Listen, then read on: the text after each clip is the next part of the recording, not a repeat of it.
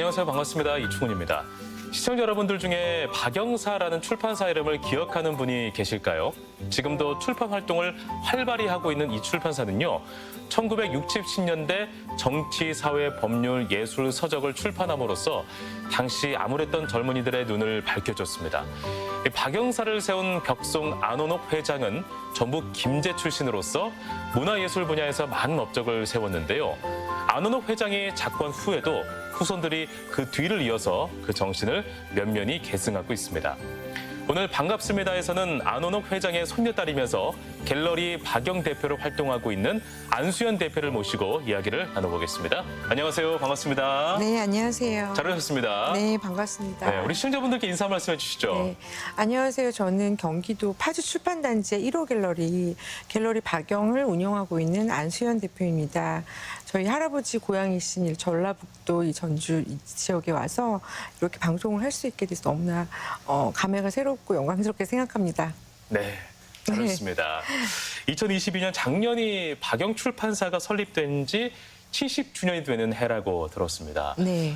감회가 남달랐겠어요.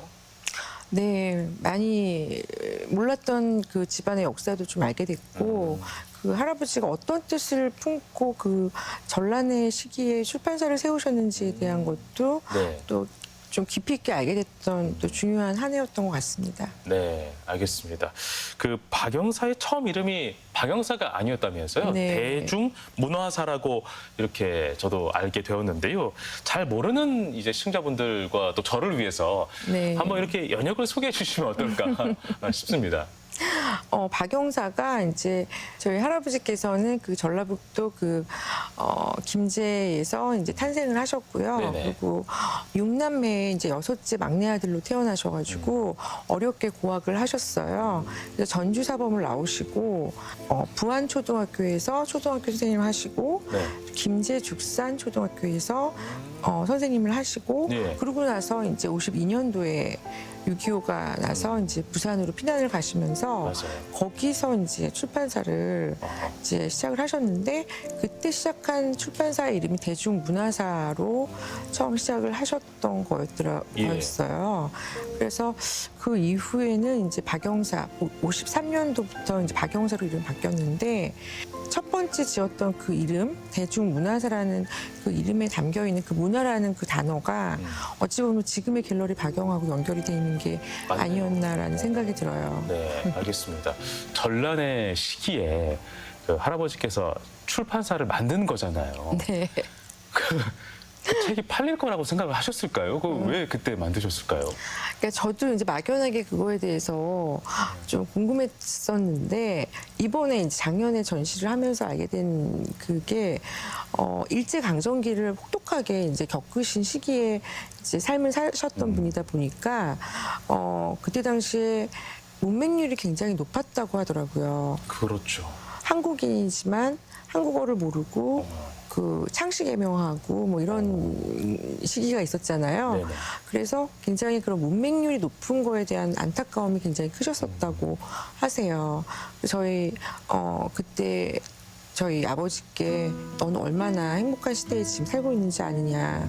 우리나라에 글과 말과 언어가 있는데 읽지도 쓰지도 말하지도 못하는 그 서러움이 얼마나 큰 줄 아느냐. 그러니까 공부 열심히 해라 뭐 이런 말씀을 하셨다라고 해요. 그래서 그 말 자체가 이제 그 출판사를 내고자 했던 의지가 이제 그런 일제 강점기 때의 그런 언어의 탄압에 의해서 그러셨던 게 아니었을까 하는 생각이 들어요. 네. 그 김제 죽산 하면 또 할아버지의 고향이기도 하고 또 네. 할아버지께서 작고하신 지 30주년이 또 되기도 했잖아요. 네네. 그 할아버지로부터 혹시 들었던 고향 이야기, 김제 죽산 이야기 어떤 것들이 있었을지 궁금하기도 하고요. 제가 이제 큰아들의 큰딸이다 보니까 아무래도 할아버지하고의 추억이 가장 많은 이제 그렇군요. 손녀 딸이다 보니까 예. 이야기를 많이 나눴는데 교육에 대한 거, 공부에 대한 거, 뭐 그런 것들에 대한 얘기를 주로 하셨고 이제 지금 생각해 보면은 고향에 대한 얘기를 대변할 수 있는 거는 할아버지 집에 있던 여러 가지 소품이나 물건들이 아니었나라는 생각이 들어요. 네. 네. 그때 당시에는 이제 어렸으니까 네. 그런 걸 봐도 잘 모르셨겠어요. 그렇죠? 이게 네네. 뭔진 모르지만 아마 할아버지께서 소중하게 생각하는 거지 정도이지 않았을까 네네. 하는 생각이 들고. 그러니까 고미술품 같은 그런 산수화 뭐 이런 것들이 거실에 걸려 있고, 그리고 또 감나무가 이렇게 우거진 이제 그런 풍경들, 그런 그림이 한 100호 정도 사이즈 되는 게 네. 2층 거실에 크게 걸려 있었어요. 당시 시골의 풍경에 네네. 매우 초가집, 닮아 있는. 네, 초가집인데 그 뒤에 감나무가 막 흐드러지게 이렇게 있는 거를 예. 원근법형으로 이제 표현한 작가 미상이고, 제가 이번에 찾아보니까 근데 그 그림을 바꾸지 않고 계속 걸어놓으셨던 게 고향에 대한 그리움 때문이 아니었나라는 생각을 네. 이번에 김제에 가서 보니까 너무 비슷한 모습이어갖고 그게 이제 고향에 대한 그리움으로 저는 생각이 듭니다. 네, 알겠습니다. 우리 할아버지께서 그 세상을 떠나기 전에 각별한 유언을 하셨다고 들었습니다. 네. 어떤 유언이었을까요? 할아버지가 작고하신 애가 제가 고3 때 고3 시험을 딱 마치자마자 돌아가셔가지고 그렇구나. 그 박영장학문화재단을 설립을 해서 가정 형편이 좀 어렵지만 공부를 하고 싶은데 가정 형편이 어려운 학생들에게 학비 지원을 해줘라. 그런 것들을 이 통장에 있는 돈은 반드시 그렇게 해라라는 그런 말씀과 또 한 가지는 김제 죽산초등학교에 예. 매년 200권씩 책을 기증해라. 매년 200권. 와. 그런 유언을 남기셨다고 네. 예, 그렇게 들었습니다. 그 세한도를 비롯해서 일본에 있는 그 한국의 문화재를 환수하는 데도 굉장히 할아버지께서 앞장서셨어요. 그 이야기도 한번 들려주시면 어떨까요? 예, 그러니까 박영사라는 출판사의 그 로고가 그러니까 한자로 박영사라고 이제 많이들 익숙하게 보시는 그 서체가 있거든요. 예. 그 글씨체가 추사 김정희의 세안도를 일본이 이제 가져간 거를 본인의 사비를 들여서 되찾아오신 소전 손재영 선생님이라는 분께서 만들어 주신 거다라는 거를 이제 알게 된 거죠. 네. 또 경제학 대백과 사전과 경영학 대백과 사전 이 두 권이 어찌 보면 박영사의 가장 그 효자 서적 중에 하나고 그거에 대한 이제 글씨를 다 그 손재호 선생님 써주셨고, 그래요. 예, 그러니까 그런 것들이 하나의 예고 보니까 안중근 의사의 서체 그게 2개가 발견이 되고, 그리고 위창 오세창 선생님 이제 독립운동가 중에 한 분이셨던 그분의 서체도 갖고 계시고, 또 청전 이상범 뭐 너무나 그 고미술계에 대해서는 잘 몰랐다가 오히려 많이 알게 된 네. 계기였는데, 고미술 쪽에 계신 분들이 봤을 때는 이게 엄청난 그 안목이셨다. 참 미술을 좋아하셨구나. 그리고 어렸을 때 네. 할아버지 댁에서 봤던 그 그림들이 다 그런 뜻으로 하나하나 모으셨던 거구나. 당신은 몰랐는데. 네. 할아버지께서는 진짜 뭐 문화예술에 대한 사랑과 자부심이 정말 남달랐어요. 그러셨던 것 같아요. 예, 지금 생각해보니까. 왜냐하면 박영사에서 처음 나왔던 책이 네. 그런 경제학사전, 법사전 이런 게 아니라 첫사랑이라는 그런 책이었고, 원래는 좀 문학적이고 예술적인 네, 철학적이고, 그런 책으로 먼저 이렇게 네, 출판하셨구나. 철학개론 뭐 이런 거. 그래서 정말 이 종이가 조금 만져도 막 바스락거리고 막 없어질 것 같은 그런 얇은 책인데 네. 너무 소중한 거예요, 그 책이. 네네. 그래서 지금 저희 갤러리에 전시해놓고 있는데 그게 이제 진짜 52년도인지 봤더니 아, 이게 52년도가 맞구나 이렇게 생각을 했던 거죠. 알겠습니다. 안수현 대표가 보시기에는 그 할아버지는 좀 어떤 분이셨는지 개인적인 추억이 있다면 아까 뭐 용돈 좀 준 것도 이야기를 했지만 그 밖에 뭐 다른 추억이 혹시나 있을까 해서 여쭙습니다. 할아버지를 생각하면은 참 늘 안타까웠던 게 너무 근검절약하셨던 모습이 네. 늘 생각이 나요. 그리고 큰아들이신 저희 아버지를 이제 같이 박영사에서 일을 하시면서 저희 아버지가 많이 혼나시는 모습을 좀 봤고요. 이런. 예, 그러니까 사업하시는 스타일이 완전히 틀렸던 것 같아요. 지금 굉장히 항상 긴장돼 계셨고 항상 좀 이렇게 무서우시 어른 뭐 이렇게들 생각을 하셨는데 유독 저한테는 관대하셨어요. 그렇죠. 손님한테는 그럴 그래서 수밖에 좀 없죠. 할아버지가 좀 기분이 언짢은 일이 있으셔가지고 뭐 이렇게 좀 방 안에 계실 때 뭐 가족들이 네가 가서 할아버지 좀 기분 좋게 좀 풀어드리고 모시고 나와라 뭐 이런 것들 했던 기억이 나고 그렇구나. 돌아가시기 몇 해 전에 같이 이제 일식집에서 식사를 하면서 뭐 이런저런 말씀을 해주셨던 거 앞으로 어떻게 살아야 되고 그러고 나서 그 식당 근처에 정원을 같이 산책을 했던 추억이 있어요. 알겠습니다. 우리 안손 대표님께서는 갤러리 네. 박영 대표님이십니다. 네네. 갤러리 박영에 대해서도 소개를 한번 해주시면 어떨까요? 할아버지의 어떤 그 정신과도 또 일맥상통하는 이야기들이 분명히 있을 것 같거든요. 네네. 예, 갤러리 박영은 2008년도에 파주 출판단지에 이제 생긴 1호 갤러리 아까 제가 이제 설명한 것처럼. 네네. 근데 그때 당시에 제가 봐도 그러니까. 예. 그것도 서울도 아니고 파주에서 무모하지 않나라는 생각이 좀 예. 들기도 하고. 근데 저희 이제 네. 회장님이신 아버지가 그 할아버지의 영향을 받으셔가지고 현대미술을 굉장히 좋아하시고 많이 이렇게 모으셨어요. 할아버지 고미술 모으시듯이. 예. 근데 이렇게 미술을 모으다 보면은 미술 작가들하고의 관계들이 생겨요. 그렇죠. 예, 근데 그 어려운 환경에서 작업을 네. 한 작가들이 많이 이제 안타까우셨나 봐요.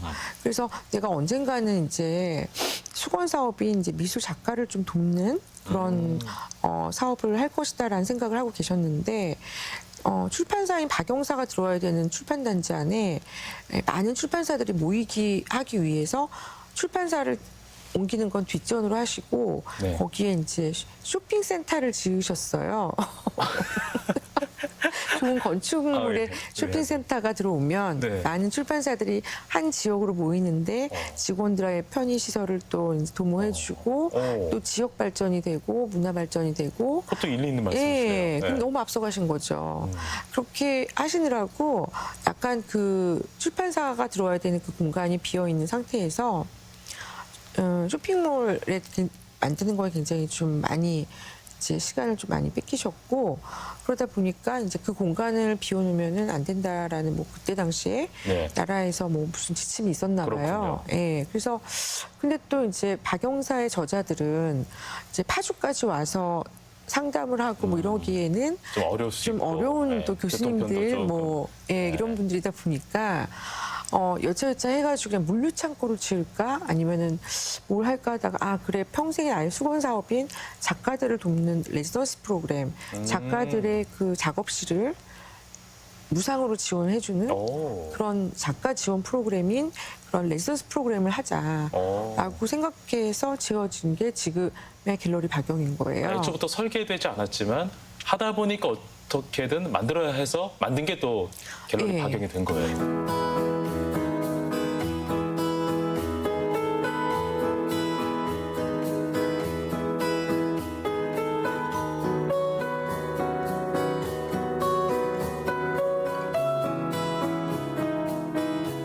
근데 레지던스 프로그램만 하기에는 공간이 너무 크니까 이제 갤러리와 레지던스를 같이 이제 접목해서 하는 어찌 보면 한 공간에 상업적인 공간과 비상업적인 공간이 이제 같이 운영을 해야 되는 그런 예. 상황이었고 네네. 네.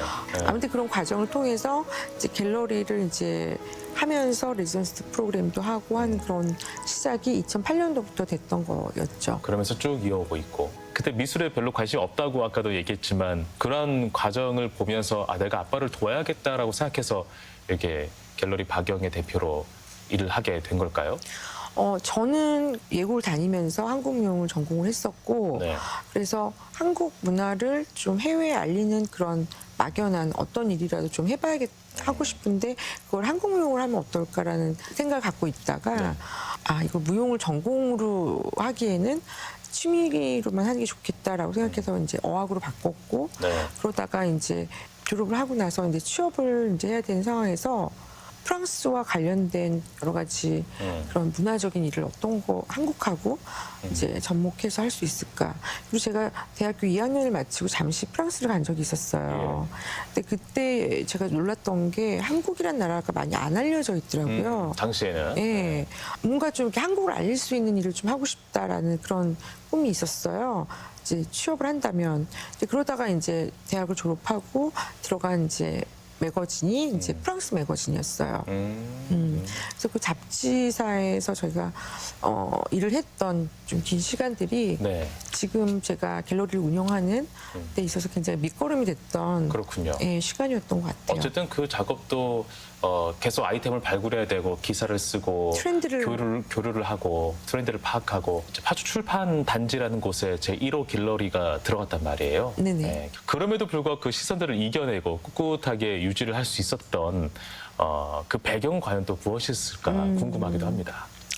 제가 이제 갤러리 박영에서 일을 하면서 책을 이렇게 쭉 보다 보니까 할아버지께서 3권의 미술책을 내셨더라고요. 우리나라 옛그림, 동양미술사, 서양미술사 그 3권의 미술책을 내셨고 그다음에 그 고미술품을 좋아하셨다라는 거 그냥 거기까지 알고 있었고 꿋꿋하게 이겨나갈 수 있었던 거는 사실 그냥 뭐 딱 한 가지를 말하라면 세월이 약이다라고 대답을 할 수 있지만 그래도 이제 마인드 자체는 이거는 할아버지의 정신이니까 계속 이어가야 된다라는 그냥 집안의 그 기업 정신을 잇고자 하는 그냥 그런 너무 일찍 돌아가신 그 고인에 대한 너무나 저의 안타까운 마음 뭐 그런 거. 그렇군요. 네. 종이 활자를 펴내는 것들은 요즘에 되게 많이 어렵잖아요. 그래서 네. 박영사는 어떨까 궁금합니다. 박영사 하면 떠오르는 게 정치경제법률 행정회계 이런 맞아요, 딱딱한 책이잖아요. 이제 그것만 가지고는 경쟁력이 없다라고 생각을 하여서 이제 문화 쪽이나 뭐 다양한 단행본 책들이 나오고 있어요. 그래요? 그리고 이제 새롭게 좀 또 변화가 있다면 그 박영사라는 게 아까 말씀드린 소전 손재영 선생님이 쓰신 글씨라는 걸 제가 알게 돼서 그 박영사의 박영문화사라는 이름을 더해서 네네. 대중문화사랑 박영사를 합친 게 박영문화사잖아요. 그래서 그거를 제가 이제 맡아서 이제 문화예술에 대한 책은 제가 출판을 하는 그런 시스템으로 이제 바꾸려고 하고 있는 중에 있습니다. 네, 알겠습니다. 문화예술을 알리고 또 이를 책으로 만들어서 이렇게 사람들에게 넓히는 그런 사업들이 사실은 단번에 큰 돈을 만지기에는 어렵잖아요. 맞아요. 그래서 사업가로서 어떤 이윤을 남겨야 되는 목적과는 조금은 동떨어져 있는 사업이기도 합니다. 그럼에도 불구하고 우리 안수현 대표께서 생각하는 이러한 정신적 유산 또 문화유산을 지켜야 하는 그런 중요한 의미는 과연 어떻게 또 생각하고 있을까 좀 궁금하기도 합니다. 저는 이제 문화예술을 가지고 이윤을 남기는 데 있어서 가장 중요한 거는 가치라고 생각합니다. 예, 글을 쓰는 것도 책을 쓰는 글을 쓴 저자도 자기의 혼을 이제 활자로 책을 내는 거와 마찬가지로 예. 그림을 그리는 화가들도 그러니까 본인이 갖고 있는 그런 미술 철학에 대한 영혼을 털어서 작업이 완성이 되는 거거든요. 저는 또 그 작가의 그 영혼을 털어 만든 작품을 또 가치 있게 판매를 하는 갤러리스트로서의 그런 마인드. 네. 그렇게 하다 보면은 좋은 컬렉터들이 또 만나지게 되고 그렇게 사업을 이어가야 된다고 생각하는 게 이 문화예술 사업을 하는 그 저만의 소신이라고 생각합니다. 네, 알겠습니다. 그런 맞는 활동을 대답인지 쭉 모르겠지만. 해오면서 네. 주변의 예술인들이라든지 문화인으로부터도 또 좋은 얘기도 많이 듣고 또는 본인이 스스로 정말 뿌듯했어, 어려웠지만 참 잘했다라는 생각이 들 정도의 에피소드가 혹시 있다면 한 가지만 소개해 주시겠어요? 저희가 이제 그 처음에 시작했을 때 했던 레지던스 프로그램 때 같이 있었던 어떤 작가님이 한 분 계신데 네. 그 작가님께서 지금 한남대학교 교수 이제 재직하고 계시는데 그렇군요. 자기가 오늘의 자기가 있기에는 박영의 도움이 없었으면은 절대로 불가능했다라고 생각을 하시고 작년에 저희 갤러리에서 개인전을 하셨어요.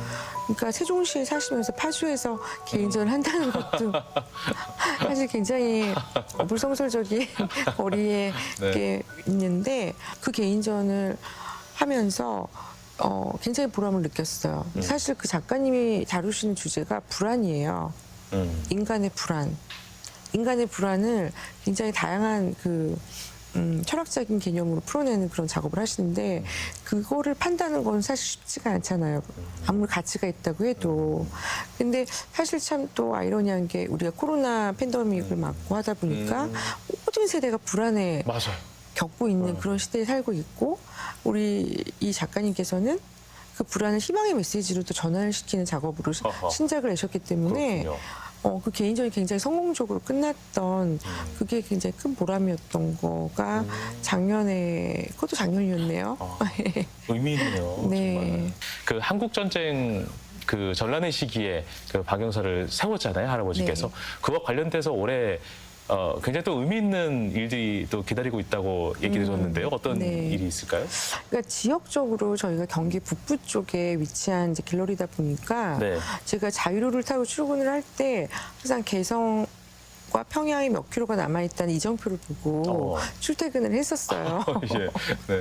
네, 그냥 막연하게 저쪽에 저쪽으로 더 가면 북한이겠구나 이런 생각을 당연히 들게 되잖아요. 근데 거기에 가다 보면 이제 오두산 통일전망대라고 있거든요. 근데 거기에 전시실이 있고, 근데 거기에서 한번 기획 전시를 한번 해보고 싶어서 제안을 드렸고, 근데 거기에 지금 현재 채택이 돼가지고 오, 네. 예, 작가 5인의 전시를 지금 하고 있는데, 아, 그렇군요. 네, 그게 굉장히 보람 있는 야. 또. 이 설립 당시의 어떤 그 사업의 기획 의도와 네. 뭔가 70년이 지난 이후에 또 그러한 어떤 정신이 또 흐르고 있다라는 게 또 이번에 전시로서 또 드러나는 게 아닌가 싶기도 하고요. 그렇죠. 이게 참 자연스럽게 모든 게 일어나는 것 같아요. 그러니까 오두산까지 또 누가 갈까? 누가 가서 전시를 볼까? 네. 사실 처음에는 그랬는데 너무 많이 가더라고요, 사람들이요. 그리고 이제 외국인들이 오면은 관광 코스 중에 하나가 또 그렇군요. 거기였고 그래서 7월 27일이 정말 정전했던 날인데 8월 27일까지 저희가 전시를 해요. 네. 5명의 작가가 정말 통일을 염원하는 마음으로 그린 그림이 그렇군요. 예, 이제 걸려 있는데 그 오두산 통일전망대에서 그 전시 중인 작가 5명 중에 한 명의 작가가 2012년도에 개인전을 하셨을 때 이제 전쟁 고아에 대한 이야기를 그리셨어요.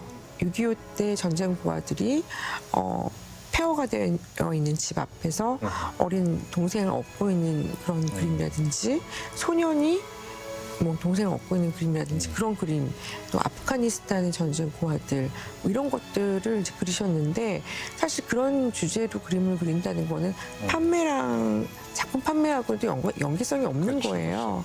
근데 이제 그 작가는 순수한 마음으로 이 전쟁이라는 건 어른들이 잘못해서 일어난 일이고 아이들이 무슨 죄냐. 그 아이들이 너무 불쌍했다. 인물을 위주로 그리시는 분이거든요.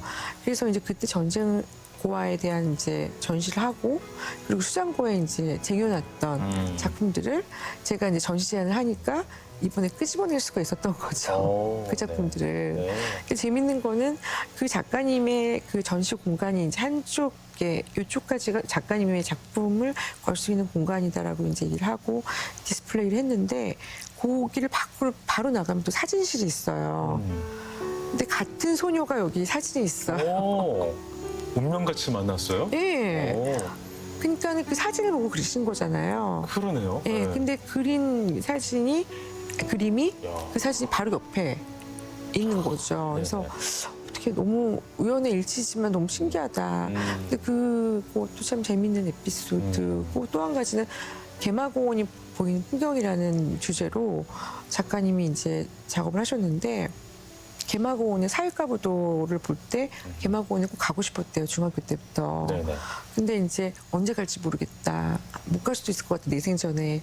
그러면서 이제 개마공원이 보이는 풍경이라는 그림을 그리셨고 그 밑에 이제 그 마사토라는 흙을 이렇게 까셨어요. 거기다가 쑥씨를 뿌리시고 네. 그래서 전시실에서 사실 그런 새싹이 자라기 쉽지가 않잖아요. 그렇죠. 네. 그래도 우리가 인간이 쑥을 먹고 이제 뭐 이런 연기를 막 하셔가지고 뿌리셨는데 2주 만에 새싹이 자라나요. 전시실에서. 예. 네. 그때 DP를 하던 당시에는 저희가 혹시라도 싹이 나면 이거는 통일에 대한 희망이지 않을까 뭐 이런 생각을 했는데 네. 또 소복이 자라있는 걸 보고 깜짝 놀랐던 거죠. 어. 근데 또 한 달 있다 가니까 또 네. 끄집끄집 좀 돼 있고 그래요? 한 송이 남아 있고 아, 그래요. 예, 한 줄기 빛이 남아 있는 거군요. 예. 그런 의미로. 어쩌면 또 할아버지께서 또 평화를 또 갈망하시면서 또 설립을 하셨는데 그런 의미들이 또 담겨 있는 전시가 또 이루어지다 보니까 상당히 좀 의미가 또 이렇게 연계되어 있다라는 생각이 또 해보기도 합니다. 혹시 뭐 우리 또 갤러리 대표를 하고 계시니까 네. 축산 쪽의 갤러리 뭔가 좀 안 맞으면서도 뭔가 괜찮을 것 같다는 생각을 또 해보거든요. 네. 항상 안 맞는 곳에 했잖아요. 안 맞은 시기에 했었고 그런 생각은 또 따로 없으십니까? 글쎄요, 제가 전주에 갤러리를 하고 계시는 몇 분 대표님을 좀 알고 있거든요. 예. 그리고 전주 한옥마을 있고 이런 데는 몇 번 가봤거든요. 네네. 그러니까 전통적인 게 되게 많은 게 전라북도 맞아요. 이쪽이잖아요. 예. 고미술도 또 많이 있고.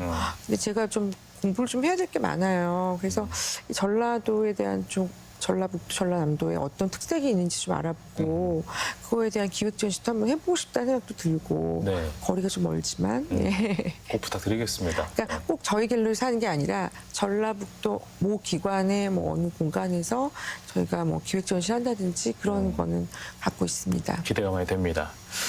전북 김제는 할아버지의 고향이기도 하고 또 우리 안수현 대표께서는 전라북도라는 곳이 또 어떤 의미로 다가올지도 좀 궁금하기도 하고요. 전라북도라는 곳은 그냥 할아버지의 고향이라고만 생각하고 네.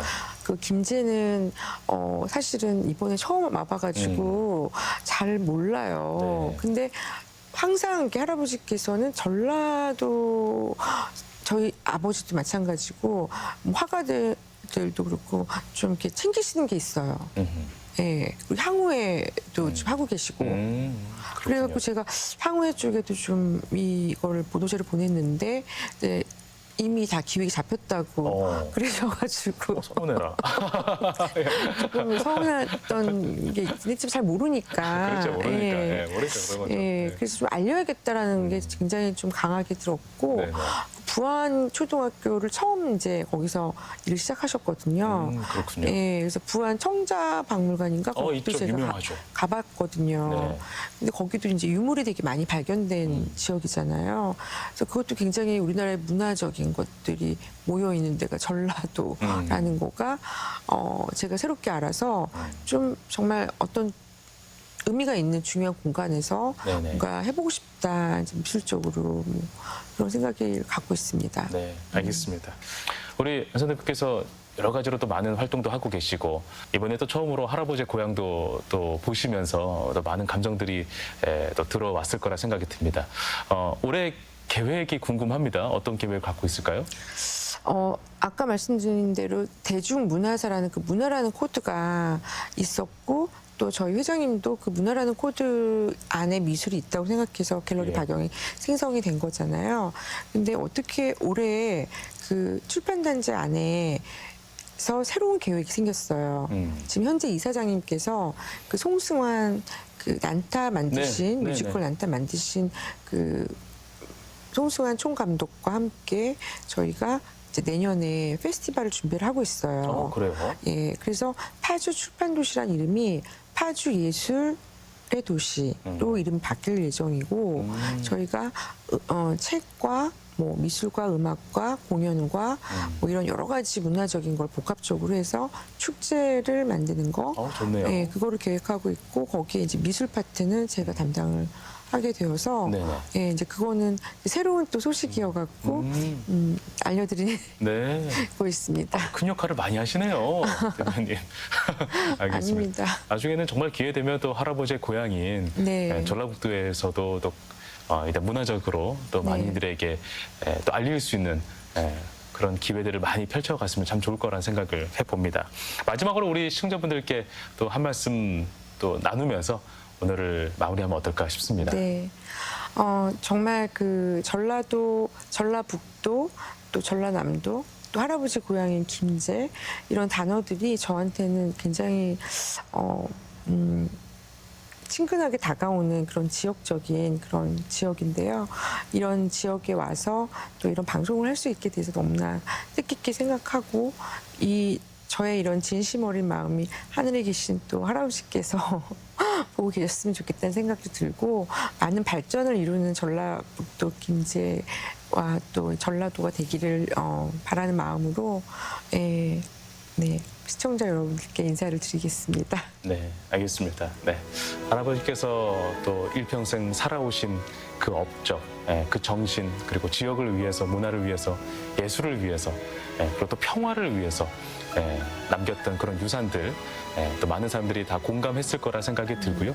정말 그 박영사를 설립한 우리 할아버지의 어떤 정신과 또 그런 가치관, 또 평화를 위한 갈망까지 정말 모두가 또 공감할 수 있는 그런 귀중한 시간이지 않았을까 하는 생각이 있습니다. 앞으로도 또 손녀로서 또 갤러리 박영의 대표로서 그러한 정신을 또 많은 사람들에게 널리 알릴 수 있는 그런 역할을 많이 해주시길 바라면서 오늘 이야기는 여기서 모두 마치도록 하겠습니다. 오늘 고맙습니다. 네, 초대해 주셔서 감사합니다.